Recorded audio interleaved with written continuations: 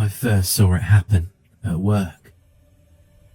I just finished ringing up a customer when every hair on my neck stood on end. Something in my peripheral vision caught my eye.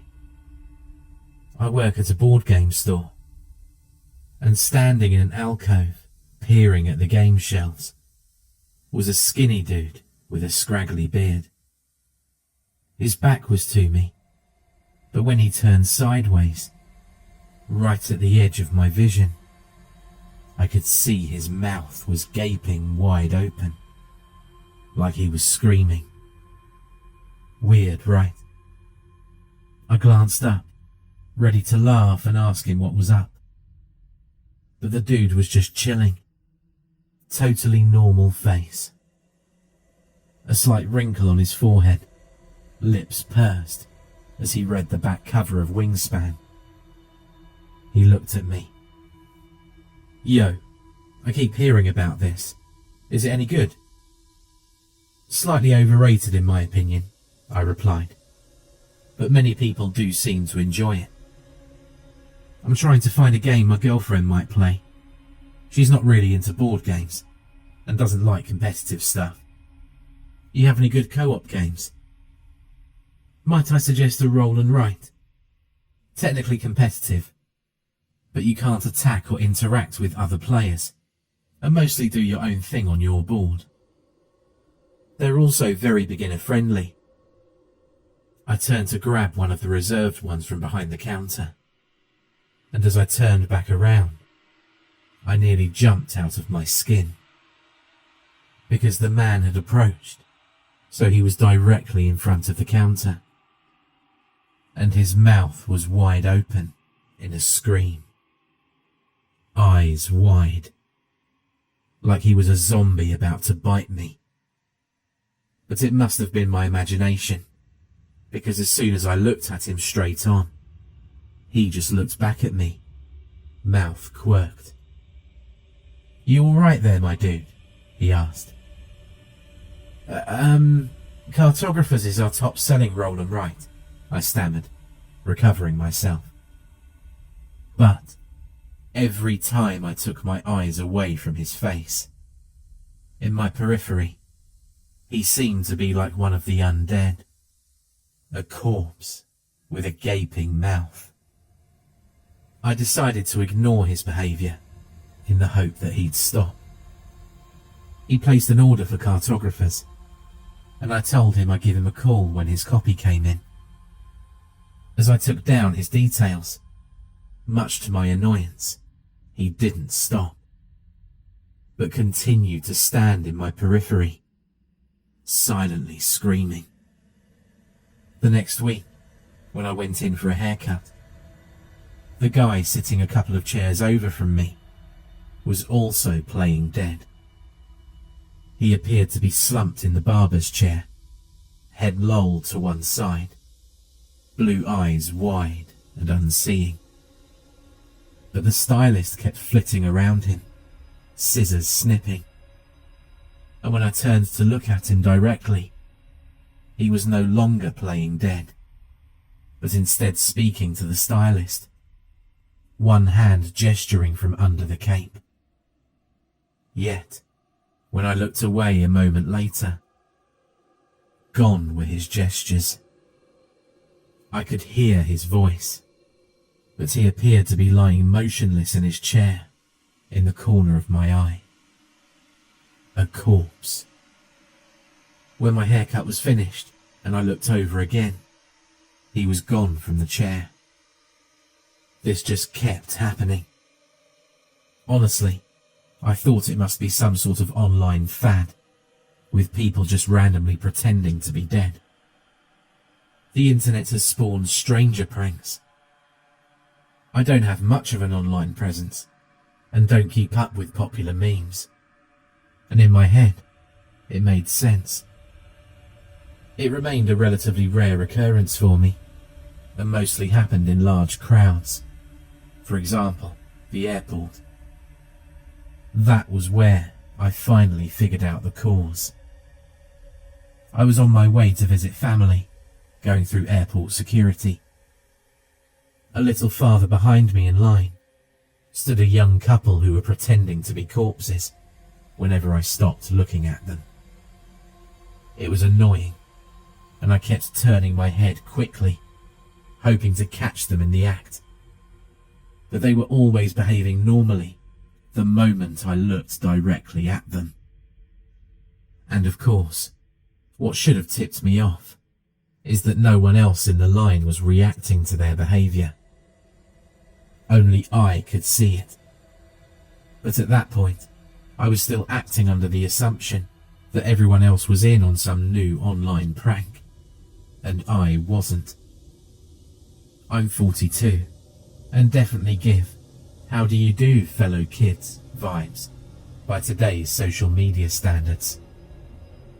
So anyway, I put my belongings on the conveyor belt, and the couple in my periphery were now 100% normal. Finally, I thought, they stopped pretending. But the moment I collected my stuff and turned around, I nearly shrieked, because both of them loomed next to me, standing slouched, faces contorted into death masks.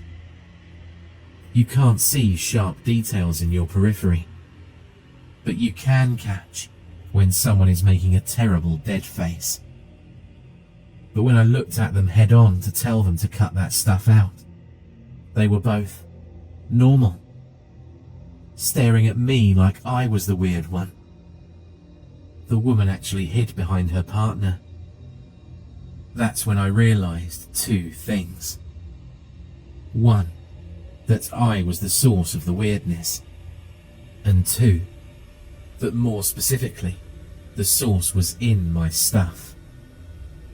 I felt around in my pockets, my fingers closed on cold metal, and that's when it all clicked for me. I found my father's pocket watch. Now, a little background on this watch. Dad gave it to me the day before he died. It's cracked and doesn't run. He'd had it for as long as I can remember, and when I was little, I asked him why he always carried a broken watch. He told me it was a family heirloom, and that the cracks didn't matter, because it told time in a different way. Those were his words. When he finally passed it down to me, he looked troubled as he told me, "I don't know if it's a blessing or a curse to be able to see the things it shows. My father told me to sell it, but I never could bring myself to." Dad was always very soft-spoken and polite. He ran an antique shop that closed after he died. I think he wanted me to run it, but I never had the passion or the interest. Our lives just took different paths. The watch is the one antique he made sure to give to me. What I'm still trying to figure out is why. Because as far as I can tell, there's no ambiguity about it. The damn thing is definitely cursed. See, once I knew the source was the watch, it all fell into place. At the end of that family trip, when I came back to work, I followed my hunch and looked up that guy who ordered the cartographer's game. He never came back to pick it up when it came in. I'd kept it sitting on the shelf for him, even though I should have just put it out on the main shelves for people to browse. It still had his name on it, and I searched his details, and right away found his obituary from that same week he'd come into the store. So that's what Dad meant about the watch telling time in a different way. If I'd known what was going on back when the customer ordered the game, I could have warned him. Could have let him know, "Hey bud, maybe grab something that's in stock currently." Better yet, forget the games. Go do whatever it is you want to in your last hours of life. Start checking off that bucket list. Maybe buy something more meaningful, since it'll be your last chance to give your girlfriend a gift. But would he have listened? Looking back, I remember when I was a kid, how things would happen with Dad that didn't make sense at the time.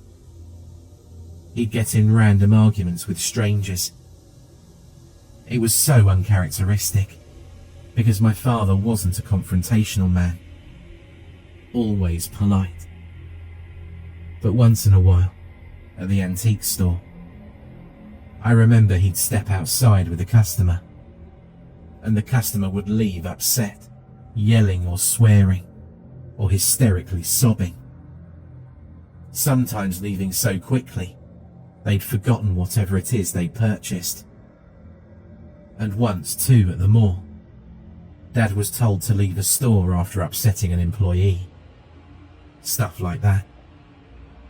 Now, I realise he must have tried to warn people. But did it actually help them?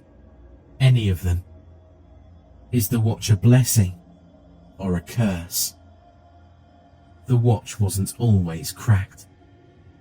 Somebody cracked it, hurled it against the wall or the floor, maybe in a moment of frustration, maybe my grandfather. But he didn't throw it away. He passed it over to my dad. Now, I wish Dad had sold it. Wish he'd given it to someone else. I know it's not his fault. Everyone has their time. But there are some things that maybe people are just better off not knowing. And maybe Dad thought warning people was the right thing to do. But I'm team curse on this one. Knowing is definitely a curse. I'd rather not know. I should have thrown this watch away. But like my father, and his father before him, I just didn't. Now, it's too late. I'm sitting here at home, and every time I pass the bathroom mirror, I catch a glimpse of my reflection at the edge of my vision. It's just too late to unsee my own dead eyes staring back at me.